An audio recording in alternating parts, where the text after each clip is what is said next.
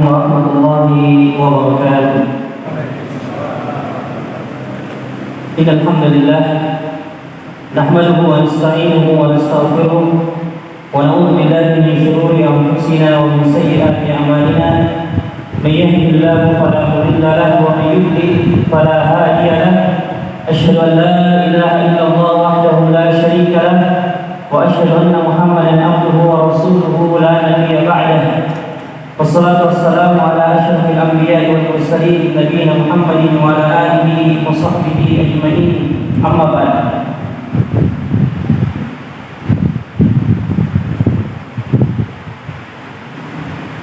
Jamaah salat maghrib Masjid Ilham Bulo yang kami muliakan karena Allah Subhanahu wa taala. Pertama-tama mari kita panjatkan puji dan syukur kepada Allah Subhanahu wa taala yang telah mengumpulkan kita pada malam hari ini untuk bersama-sama mengkaji ayat-ayat Allah Subhanahu wa taala, dan ini merupakan suatu keutamaan dan pahala yang sangat besar untuk kita. Ditambah lagi Nabi kita Muhammad sallallahu alaihi wasallam mengatakan wala yazalul malaikah yad'u,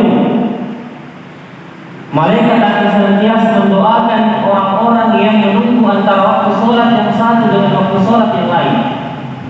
Berarti dulunya kita waktu antara maghrib dan isya ini, selain kita mendapatkan keutamaan majelis ilmu, kita juga akan mendapatkan doa dari para malaikat Allah Subhanahu wa taala. Kemudian selawat, mari kita kirimkan terus kepada Nabi kita yang tercinta Rasulullah Muhammad sallallahu alaihi wasallam. Nabi yang telah mengajarkan kepada kita Islam dan mengajarkan kepada kita Al-Qur'an dan menjadi teladan dan contoh terbaik kita di kehidupan dunia ini dan semua kita bersama dengan beliau nanti di surga Allah Subhanahu wa taala.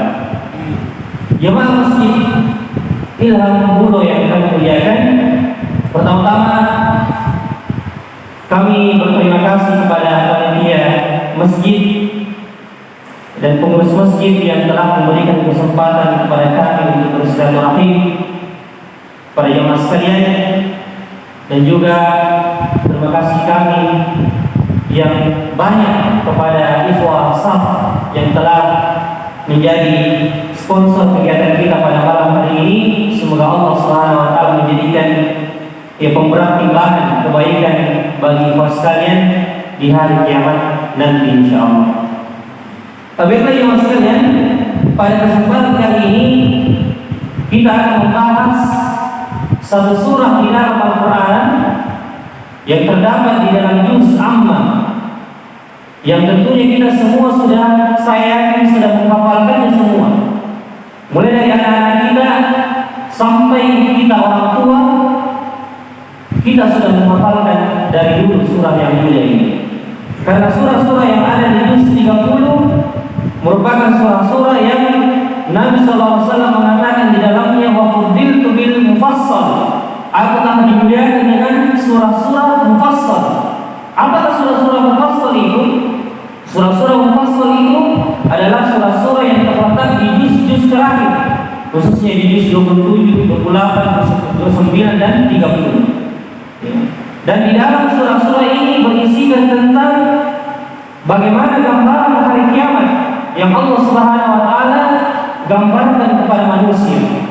Ditambah lagi Allah Subhanahu wa taala menceritakan bagaimana tabiat seorang manusia itu dan bagaimana keingkarannya dan kesombongannya kepada Allah Subhanahu wa taala dan kepada sesama manusia, sehingga surah-surah di juz Amma ini sangat perlu kita renungkan dan perlu kita pahami maknanya dan perlu kita amalkan apa yang menjadi konsekuensi di dalam surah tersebut agar kemudian kita terhindar dari kecelakaan yang Allah Subhanahu wa taala telah takdirkan kepada umat-umat terdahulu.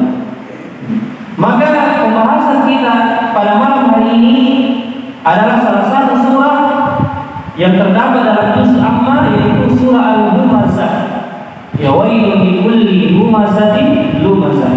Ya, yang dimana surah ini merupakan surah yang ke-104 di dalam Al-Quran, dan merupakan surah yang diturunkan kepada Nabi kita Muhammad SAW sebelum Nabi berhijrah dan berpindah ke kota Madinah. Dan juga di dalam surah ini Allah Subhanahu wa taala menyebutkan bagaimana tabiat dan sifat manusia serta bagaimana kesombongan dari manusia itu, sehingga pada akhirnya Allah Subhanahu wa taala akan melemparkan nanti di dalam neraka Allah Subhanahu wa taala yang mulia. Ketika Allah Subhanahu wa taala memulai surah ini dengan kata-kata wailun, dan tidak ada surah di dalam Al-Quran yang dimulai dengan kata-kata wailun kecuali pada dua surah saja. Yang awalnya adalah kata-kata wailun, dan semuanya ada dalam Al-Quran. Yang pertama adalah surah Al-Mutaffifin, wailun lil mutaffifin, dan yang kedua adalah surah ini, wailun likulli humazatin lumazah. Allah mengatakan dan mengawali dengan kata-kata wailun, celakalah. Kecelakaan. Biasanya kan Allah memulai dari surah-surah yang lain, misalnya ya ayyuhalladzina amanu, wahai orang-orang yang beriman. Allah memanggil dengan panggilan kasih sayang. Dan juga Allah kadang memulai dengan menyebutkan dulu keutamaan Al-Quran, seperti dalam surah Al-Baqarah, alif lam mim, dzalikal kitabu la raiba fihi hudan lil muttaqin. Alif lam mim, itulah kitab yang kami berikan kepada Muhammad yang tidak ada keraguan sama sekali di dalamnya, petunjuk bagi orang-orang yang bertakwa. Jadi kadang Allah Subhanahu wa taala memulai surah di dalam Al-Quran dengan menyebutkan keutamaan Al-Quran dan apa sifat dari Al-Quran itu.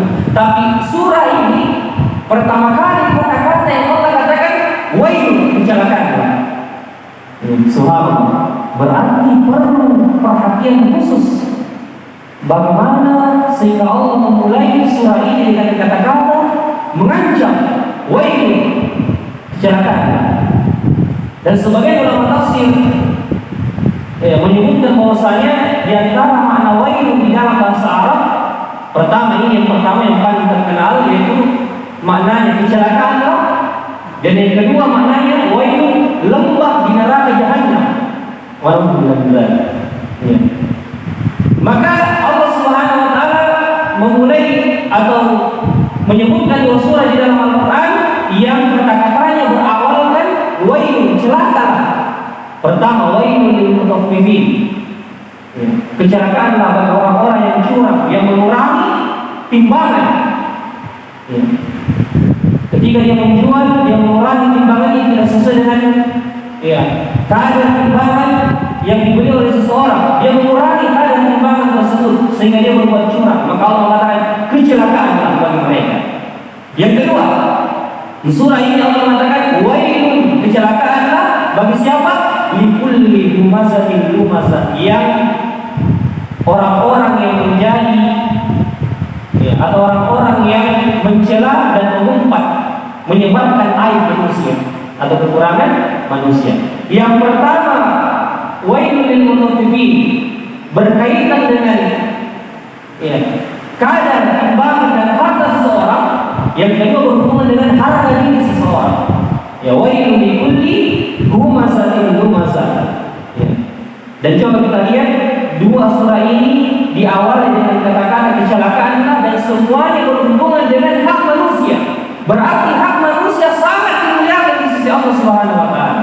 Bahkan Sufyan Al-Thawri mengatakan, salah seorang ulama hadis mengatakan dalam perkataannya, "Law antalqallaha bisab'ina dzamban ahwan min antalqallaha bi dzambin yata'allaq binas aw qala." Rahimahullah. Engkau menemui Allah Subhanahu wa taala membawa 70 dosa yang berkaitan dengan dirimu sendiri atau berhubungan dengan hak Allah Subhanahu wa taala, itu masih lebih kecil dibandingkan kalian menghadap kepada Allah dengan membawa satu dosa yang berhubungan dengan manusia. Maka hak manusia sangat diperhatikan. Dan Allah, kalau kita berdosa yang berhubungan dengan hak Allah Subhanahu wa taala, Allah Subhanahu wa taala insya Allah akan mengampuninya ketika kita bersungguh-sungguh bertaubat kepada Allah. Tapi ketika kita berdosa dengan sesama manusia dan manusia itu sakit hati dan tidak memaafkan kita, dia akan menuntut kita di hari kiamat. Kata Nabi sallallahu alaihi wasallam, ya sebagaimana hadis yang sudah kita dengarkan berulang-ulang, ada dulu wal muflis. Tahukah kalian siapa orang-orang yang bangkrut di hari kiamat?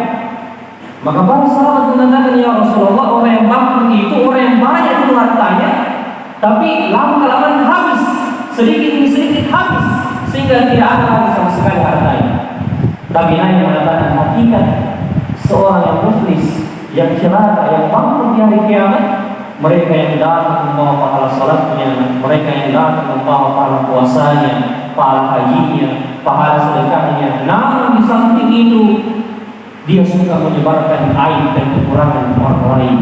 Dia suka menggibah, dan menjatuhkan harga diri orang lain, mengambil harta orang lain secara paksa dan tanpa izin. Maka itu semua menyebabkan pahala-pahala yang semua diambil semua dan dibagi-bagikan kepada orang-orang yang telah dicela. Dia ambil hartanya, dia jatuhkan kehormatannya. Maka Islam sangat menjunjung tinggi harga diri saudara kita. Makanya ketika khutbah yang paling agung di dalam Islam ketika haji terakhir dan pelaksanaan haji yang dilakukan oleh Rasulullah SAW di padang Arafah, di antara isi khutbah itu melembutkan dan menyentuh hati para sahabat. Di antara isi khutbah itu kata Nabi SAW, fa inna dima'akum wa amwalakum wa aradakum bainakum haramun alaikum. Sesungguhnya harta-harta kalian, harga diri kalian, kemudian darah-darah kalian haram bagi kalian tumpahkan dengan saudara kalian seperti haramnya atau dimuliakannya atau sangat agungnya hari pada saat pelaksanaan ibadah haji. Fi baladikum hadza wa fi syahrikum hadza, seperti kesucian di kota Mekah dan kesucian bulan yang mulia ini, bulan haji, kata Nabi SAW. Maka begitu juga kehormatan diri dan saudara-saudara kalian seperti kehormatan kota Mekah dan waktu pelaksanaan ibadah haji yang mulia ini, kata Nabi SAW. Maka di sini Nabi Allah Subhanahu wa taala mengatakan, wailul likulli humazatin lumazah, celakalah orang bagi setiap yang menjadi pengumpat dan pencela. Begitu terjemahannya di mushaf atau Al-Qur'an terjemahan kita. Celakalah bagi setiap orang yang menjadi pengumpat dan pencela. Celakalah bagi orang yang sifatnya humazah dan lumazah. Namun ketika dikaji oleh para ulama tafsir, banyak di antara mereka yang membedakan antara apa makna humazah dan lumazah ini. Pertama, kata ulama tafsir bahwasanya makna dari kata humazah mencela dengan perbuatan. Ada pun lumazah mencela dengan perkataan. Itu di antara perbedaan dari ulama kita. Di antaranya ada yang menyebutkan humazah artinya mencela ia ketika dia tidak ada, menceritakan kejelekannya, menggibahnya dan sebagainya. Ada pun lumazah mencela di hadapannya langsung.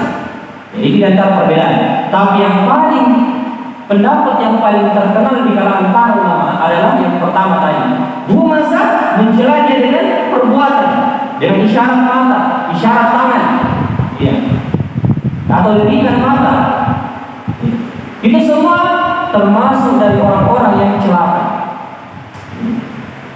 Kemudian humazah mencela dengan perkataan, sebagaimana Allah Subhanahu wa taala menceritakan keadaan orang-orang munafik ketika mencela para sahabat dalam perang Tabuk. Allah Subhanahu wa taala berfirman, alladzina yaknizuna al-mutawwi'ina minal mu'minina fi shadaqat, orang-orang yang mencela orang-orang mukmin yang bersedekah di perang tersebut.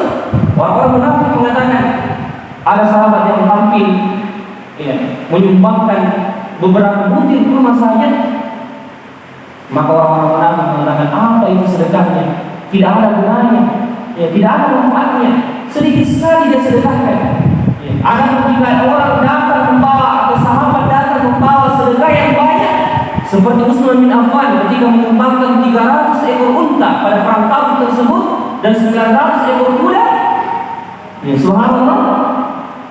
Maka orang-orang munafik mengatakan, dia cuma melakukan itu karena riya, ya, ingin dipuji, ingin dikatakan banyak sedekahnya. Maka Allah mencela orang-orang munafik dan membongkar semua, ya, kekurangannya di dalam surah At-Taubah. Alladzina yalmizuna al-mutawwi'ina minal mu'minina fis shadaqat. Mereka yang mencela orang-orang yang bersedekah dari kalangan orang-orang mukmin, dari kalangan orang-orang beriman.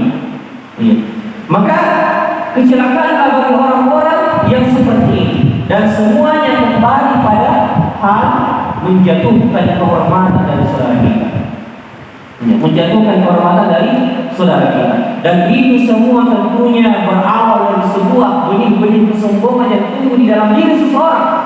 Jika ada di dalam diri seseorang merasa lebih di atas orang lain, apalagi karena mungkin dia diberikan oleh Allah kelebihan harta, atau diberikan oleh Allah jabatan, atau diberikan oleh Allah kekuasaan, atau dimuliakan di tengah masyarakat, maka ini peluang untuk syaitan masuk ke dalam hatinya dan mengatakan, coba lihat, engkau lebih di atas daripada dia. Maka di sini lagi diuji keadaan orang-orang yang diberikan kelebihan oleh Allah Subhanahu wa taala untuk bagaimana dia tidak menganggap remeh saudaranya satupun dari seorang muslim. Makanya ada seorang ulama, ya, ketika berada di padang Arafah, ya, seorang salaf ketika berada di padang Arafah, ya, ketika mereka melihat semua manusia menangis, ya, meneteskan air mata meminta ampun kepada Allah Subhanahu wa taala di padang Arafah ketika melaksanakan ibadah haji, maka ulama ini mengatakan, la ilaha illallah. Andai bukan keberadaan saya di sini, pasti dosa-dosa mereka sudah diampuni semuanya. Andai bukan keberadaan saya di sini, ampunan Allah tidak akan lambat turun kepada mereka. Maksudnya apa? Maksudnya keberadaannya di padang Arafah tersebut dianggap sebagai lambatnya turun ampunan Allah kepada manusia, disebabkan karena dia menganggap dirinya penuh dengan dosa. Makanya ini juga yang mesti kita hadirkan selalu dalam diri kita. Apa yang menyebabkan kita menganggap remeh saudara kita? Karena kita tidak pernah memeriksa diri kita, tidak pernah introspeksi, tidak pernah bermuhasabah. Apa sih kekurangan kita? Coba kalau kita sibuk mencari kekurangan. Apa kekurangan saya? Apa dosa saya yang belum bisa saya perbaiki? Belum bisa saya tinggalkan? Apa kekurangan saya yang mesti saya perbaiki tiap hari? Maka siapa saja yang sibuk dengan aibnya atau kekurangan dirinya sendiri, dia tidak akan sibuk mencari-cari kesalahan orang lain. Ini kaidahnya ya mas sekalian. Orang yang sibuk menceritakan atau mencari-cari kesalahan orang lain, itulah orang-orang yang tidak pernah memperhatikan dan tidak pernah mencari kesalahan diri sendiri. Ya, karena kalau orang sibuk mencari kesalahan dirinya sendiri, dia akan melupakan dan tidak sibuk mencari kesalahan dan kekurangan orang lain.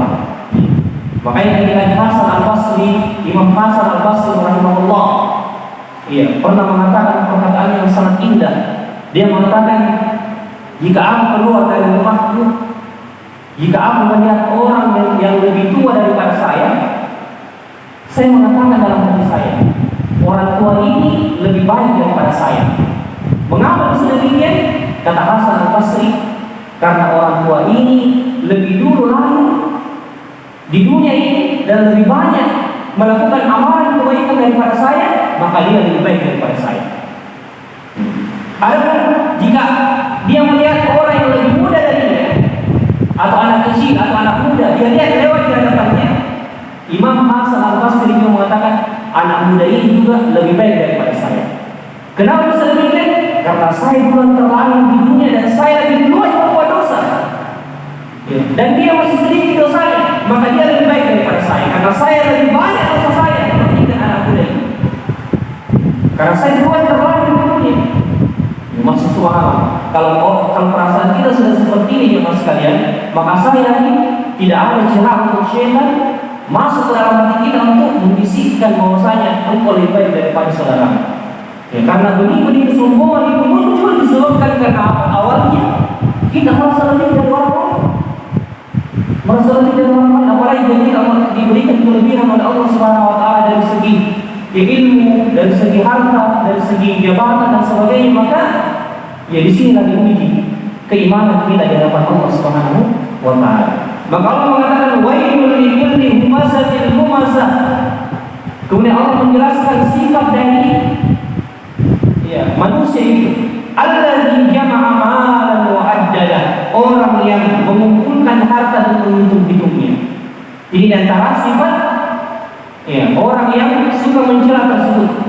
Dan ayat ini atau surah ini tentunya menggambarkan keadaan orang-orang kafir secara umum, yang dimana mereka sangat berbangga dengan hartanya dan merasa dirinya lebih banyak harta dibanding orang lain, maka akhirnya dia mencela, merendahkan, meremehkan orang lain.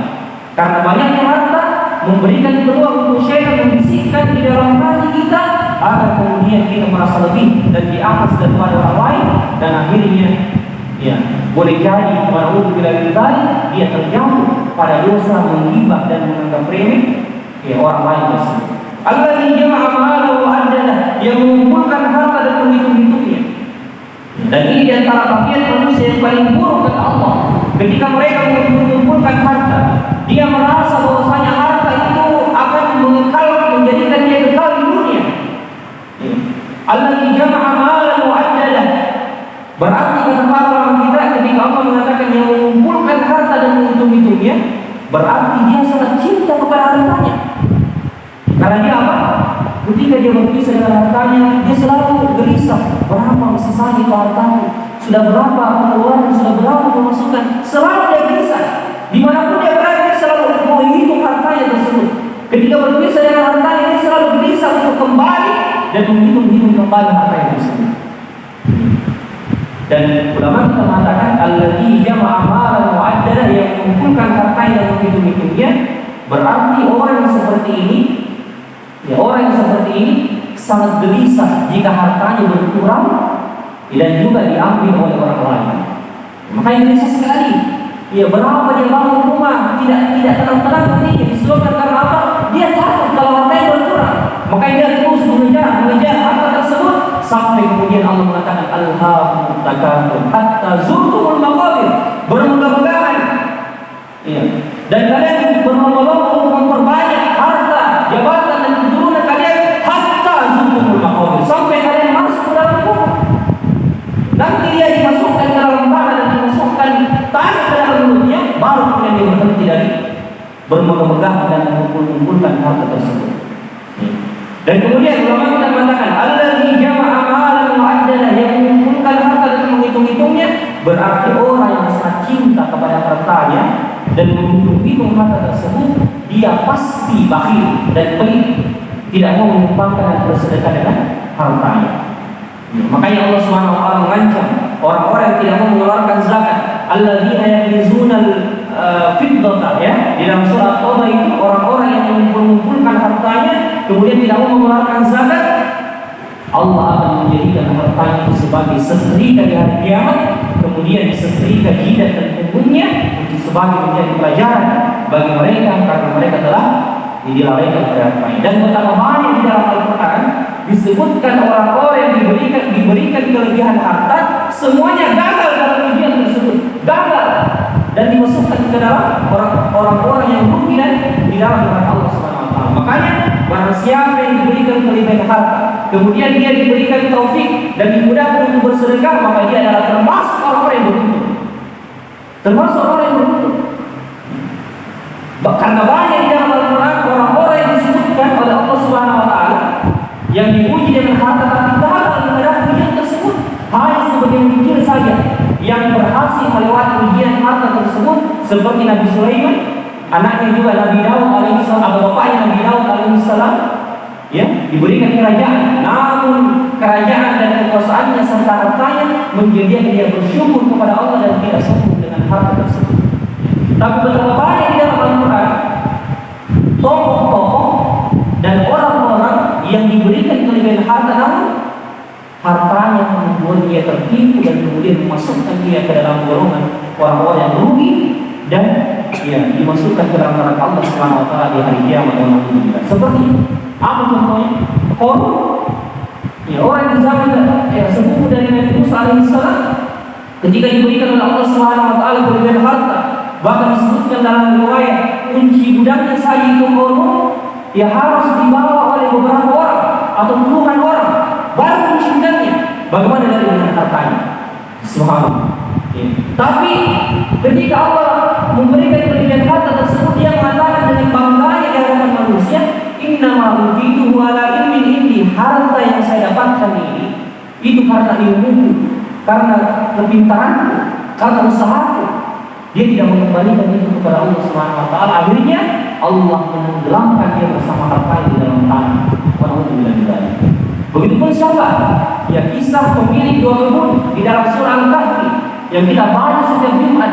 Ya, salah satu di antara laki-laki pemilik kebun ini ditipu oleh kebunnya yang sangat indah, banyak pohon kurmanya, banyak pohon anggurnya. Ya, sehingga dia mengatakan, ya anak aktsar minka malan wa walad, saya lebih baik. Dia mengatakan kepada saudaranya, saya lebih baik daripada engkau karena saya lebih banyak harta dan lebih banyak anakku. Ya. Maka kesombongannya itu sampai mengantarkan dia pada pengingkaran kepada hari kiamat. Dia mengatakan, wa ma'al sa'ata qaim, saya menganggap bahwasanya hari kiamat tidak akan terjadi, bahkan hartaku ini membuat saya akan kekal selama-lamanya. Ya, walhamdulillah. Maka banyak contoh di dalam Al-Quran yang Allah sebutkan, yang Allah uji mereka dengan harta namun gagal. Maka Nabi mengatakan, aku tidak takut kalian diuji dengan kemiskinan, karena aku yakin kalian pasti bisa melaluinya. Tapi yang aku takutkan ketika dunia itu sudah dibukakan kepada kalian, sehingga kalian tidak bisa lagi melupakan lagi Allah Subhanahu wa taala dan tidak memperhatikan lagi hak-hak dari saudara kalian. Walhamdulillah. Makanya banyak sekali ayat-ayat di dalam Al-Quran yang menyebutkan tentang keutamaan berinfak, agar kemudian jiwa manusia terlatih untuk mengeluarkan dan terus mengeluarkan harta itu tersebut. Namun tidak tanggung juga. Ya, sebagaimana saya katakan tadi, orang yang diberikan harta namun memanfaatkan harta tersebut fi sabilillah di jalan Allah, tidak tanggung juga bagaimana Nabi memuji. Sampai Nabi mengatakan tidak boleh hasad kepada orang lain kecuali pada dua hal. Jadi hasad, iri, ya, istilah kita iriani, ya, tidak boleh kepada orang lain kecuali pada dua orang saja. Kita boleh hasad kepadanya. Siapa mereka? Yang pertama, orang yang diberikan ilmu, ya, atau orang yang membaca Al-Quran tiap hari dia baca Al-Quran siang dan malam, tidak boleh cemburu kepadanya. Kemudian orang yang kedua, orang yang diberikan kelebihan harta kemudian dia infakkan hartanya siang dan malam, boleh kita cemburu kepadanya.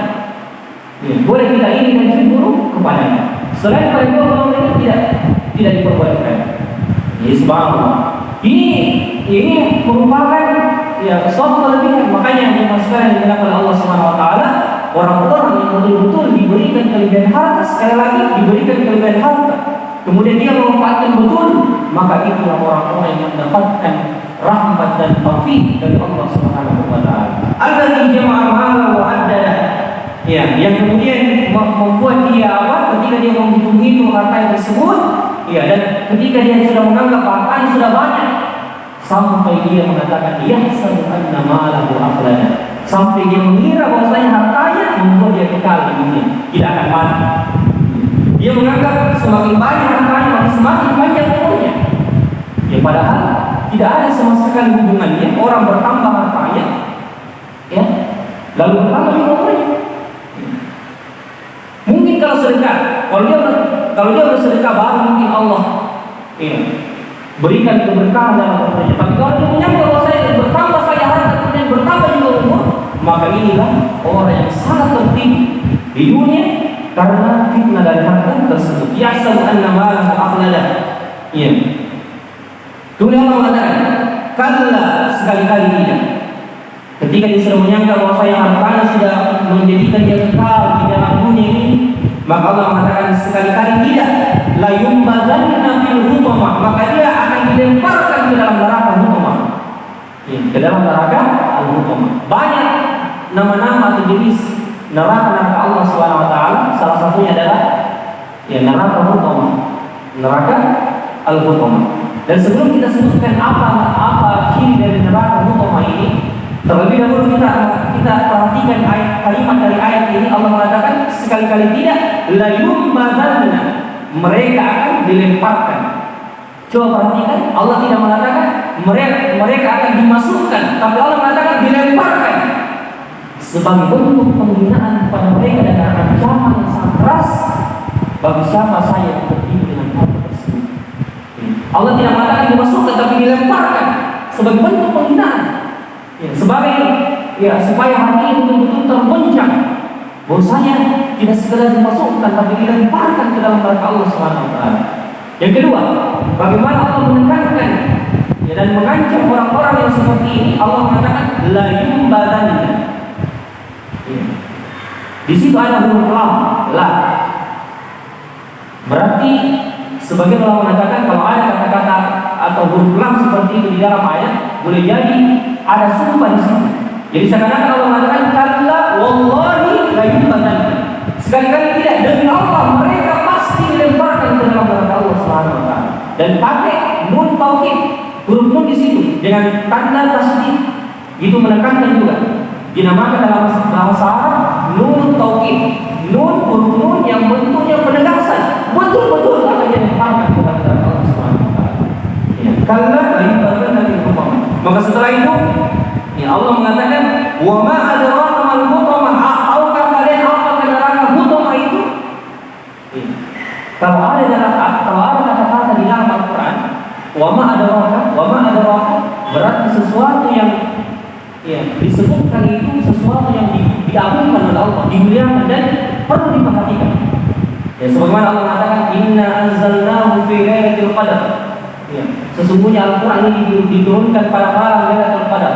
Allah tidak langsung mengatakan Lailatul Qadar khairun min alfi syahr, tapi Allah mengatakan wa ma adraka ma Lailatul Qadar. Tahukah kalian apakah malam Lailatul Qadar itu? Berarti ini malam Lailatul Qadar itu betul-betul diagungkan karena datang dalam bentuk pertanyaan. Wa ma adraka, tahukah kalian?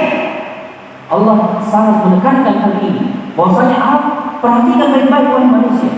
Apa yang akan saya sebutkan setelah ini? Sekarang Allah mengatakan seperti ini. Wa ma adraka, tahukah kalian apakah malam Lailatul Qadar itu? Baru setelah itu Allah jelaskan Lailatul Qadar khairun min alfi syahr.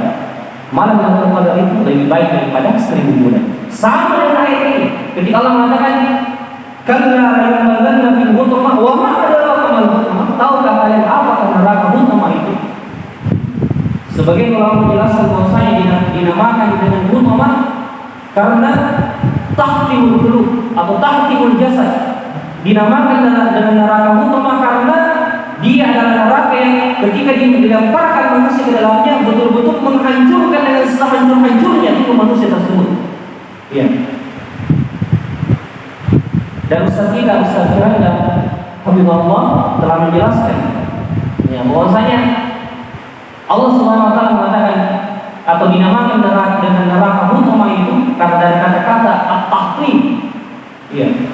Melumat atau menghancurkan karena api neraka itu masuk ke dalam tubuhnya dan tidak ada satu sel pun yang disisakan, semua habis terbakar.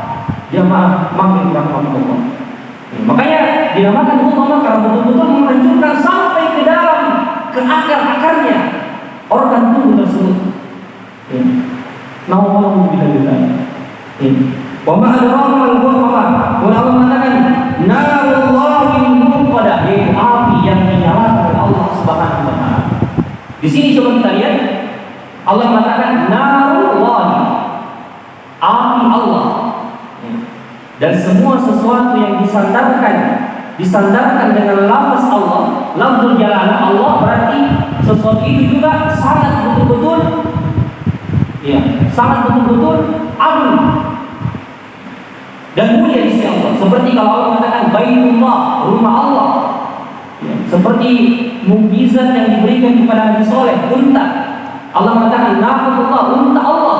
Jangan kalian bunuh. Tapi kaumnya Nabi Soleh membunuh unta tersebut, padahal Allah sudah mengatakan ini adalah unta Allah, bukan unta biasa.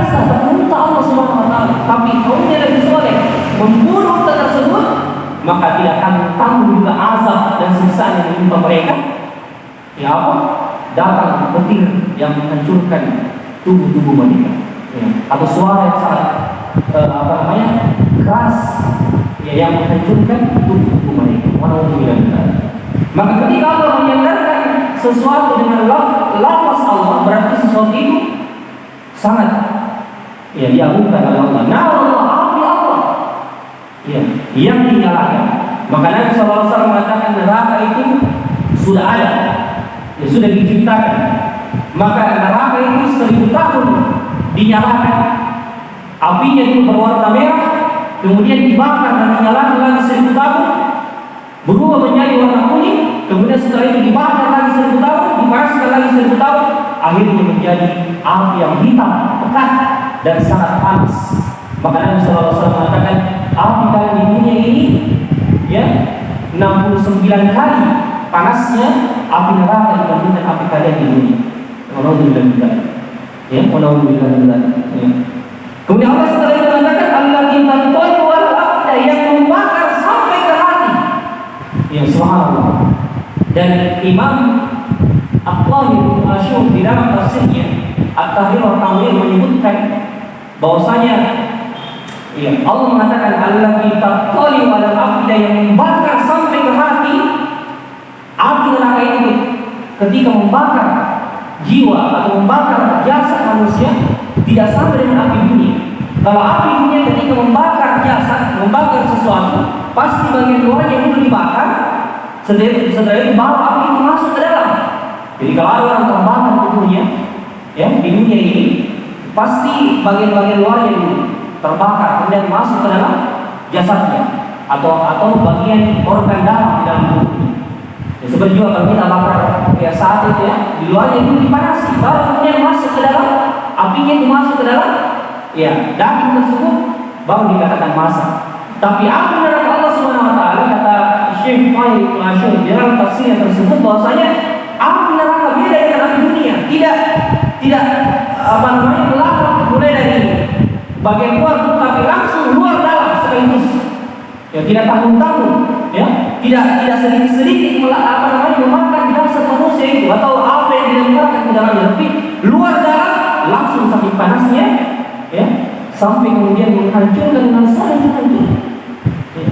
Dan coba kita perhatikan di sini, Allah mengatakan allati tanṭaliqu wal afida, yang masuk sampai ke dalam hati, berarti api itu, ya, betul-betul langsung menuju ke hati dan masuk ke dalam organ tubuh manusia yang paling dalam dan membakar semua apa yang di dalam tubuh manusia tersebut.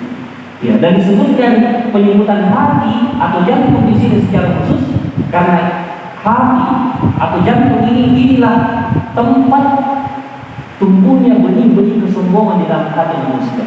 Maka diberikan pelajaran, diberikan alat di tempat pertama kali tumbuhnya kesombongan tersebut di dalam hati manusia. Allati tanṭaliqu wal afida, yang membakar sampai ke dalam, ya, hati. Walhamdulillah. Ya, makanya mas sekalian, tentunya jika kita sebutkan seperti ini, ya, cukuplah ini menjadi peringatan keras dan ancaman keras bagi kita. Ya, agar kemudian kita memperhatikan masalah yang seperti ini. Ya, agar kemudian kita tidak tertipu dan terlalaikan oleh kehidupan dunia yang sangat sementara ini.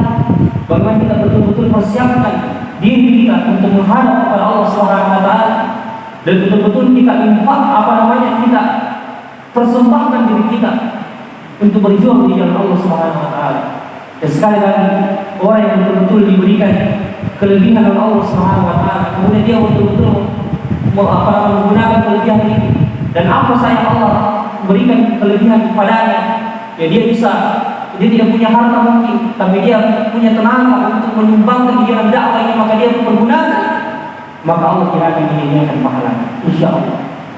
Ya, begitu pun dengan orang yang diberikan kelebihan harta, diberikan jabatan, kekuasaan, jika dia mempergunakan betul-betul jabatan, harta, dan kekuasaannya di dalam dakwah, ya, maka dia akan mengungguli semua manusia, ya, di hari kiamat, karena dia telah diberikan kelebihan yang lebih oleh Allah Subhanahu Wa Taala. Allati tanṭaliqu wal afida innaha 'alaihim musalah. Sungguh api itu, dan kemudian Allah menjelaskan lagi bagaimana betul-betul penyiksaan tidak, ya, sangat keras kepada mereka ini, orang-orang kafir ini, ketika dimasukkan ke dalam neraka hutama tersebut, innaha alaihim musadah. Setelah mereka dilemparkan ke dalam neraka, kemudian api memakan semua tubuhnya dan tidak ada satupun di antara organ tubuh dan sel di dalam tubuhnya yang tidak termakan ke neraka, maka Allah menjelaskan innaha alaihim musadah, sumbu api ini ditutup rapat di atas diri mereka. Artinya neraka itu akan ditutup oleh Allah Subhanahu wa taala di hari kiamat.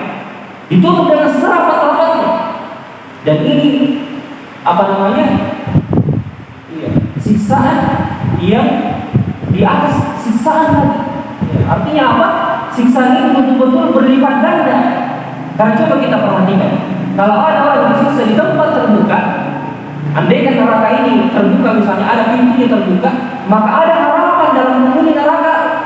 Bisa saja kita akan menuju pintu keluar itu, tapi ditutup rapat oleh Allah Subhanahu wa taala dan tidak sama sekali ada celah. Bahkan Allah mengatakan dalam ayat terakhir, fi amadin mumaddadah, didirikan tiang-tiang di sekitar neraka tersebut untuk menutup betul-betul neraka, sehingga mereka tidak ada sama sekali harapan untuk keluar lagi dari ini. Maka Allah mengatakan, wa ma yuriduna ayyakhruju minha wa ma hum bikharijiina minha. Mereka menginginkan dan sangat menginginkan keluar sebentar saja dari neraka tersebut. Wa ma hum bikharijiina minha. Maka mereka tidak bisa sama sekali, tidak akan pernah dikeluarkan sedikit pun dari neraka Allah Subhanahu wa taala tersebut. Dan inilah lockdown yang sebetul-betulnya. Kita katakan lockdown yang sebetul-betulnya karena apa? Betul-betul ditutup rapat, tidak ada sama sekali kesempatan untuk keluar. Harapan mereka, keinginan mereka, bahkan ketika mereka mengatakan kita mau saja karena saking capeknya mereka dengan alam dan siksa, maka Allah mengatakan la yamutu fiha wa la yahya. Mereka tidak akan dimatikan oleh Allah.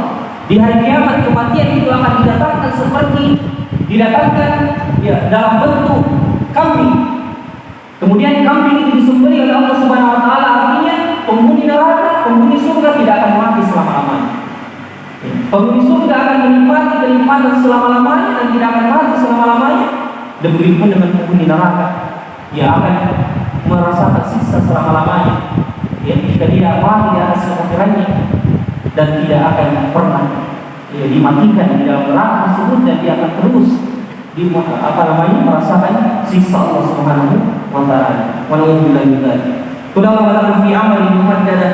Ini di sini dua tafsirannya. Yang pertama yang kita sebutkan tadi bahwasanya fi amal mumaddadah yang mereka diikat di atas tiang-tiang yang panjang. Tiang-tiang yang panjang di sini maksudnya, ulama tafsir berbeda pendapat. Ada yang mengatakan tiang-tiang yang panjang maksudnya tiang-tiang ketika neraka itu sudah ditutup, dibikinkan lagi tiang-tiang yang kemudian tiang-tiang itu sebagai besi yang semakin menjadikan neraka itu tertutup secara rapat.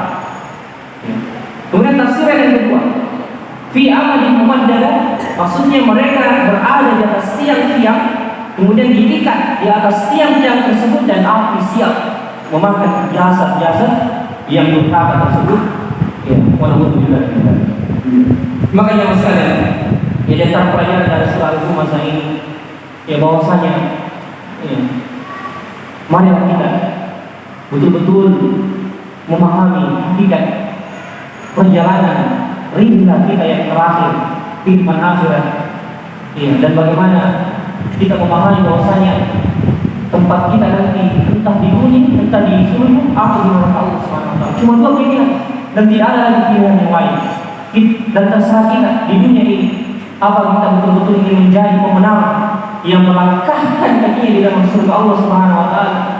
Yang dimana Allah Subhanahu wa taala mengatakan Muhammad subhanahu aminna, barang siapa yang diselamatkan dari neraka wa udkhila ilal jannah dan dimasukkan ke dalam surga, faqad faz, sungguh dia telah meraih kemenangan. Faqad faz. Allah mengatakan betul-betul kemenangan yang hakiki ketika sudah dimasukkan ke dalam surga Allah Subhanahu wa taala. Kemenangan di dunia saja ini, seperti kita lihat bagaimana kemenangan tim-tim sepak bola yang kita lihat di TV.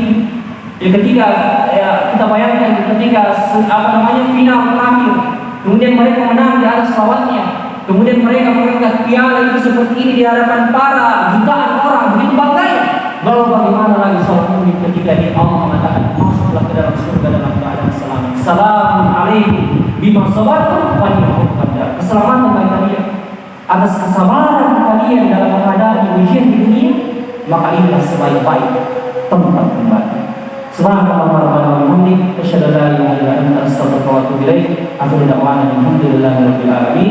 Wassalamu alaikum warahmatullahi wabarakatuh.